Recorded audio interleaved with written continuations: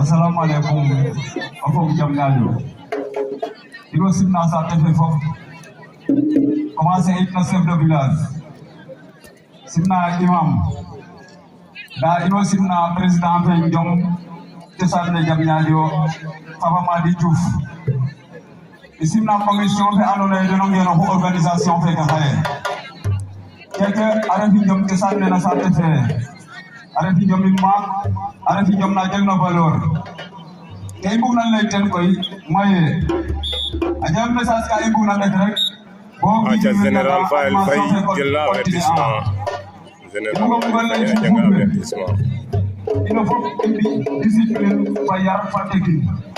i commencer etin koy wena mafrel bir ke andoona yee dena na mafrel ma sikam paya ke non ten arbitre ke non ten fufud we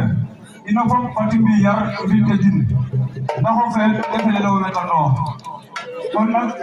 ino moya fof na discipline fa jom fa taalibe bu jam ñaajo warno Général Waly Faye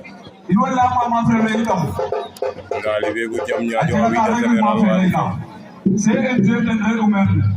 xaye koy fédération sénégalaise de la lutte ten fuɗoxidu a commencer a mbir échanger a jega règlement andona ye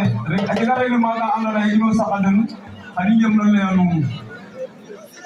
technique kam retna ando ka lere nan ne attitude a fiyangan xani sanctionner a den règlement ke fañano fay aca taalibe bu jam ñaajo a ɓeka sawa mafa Général Waly Faye we mbagna jom ne itam ke étudier kaga taxe mene doon naak ke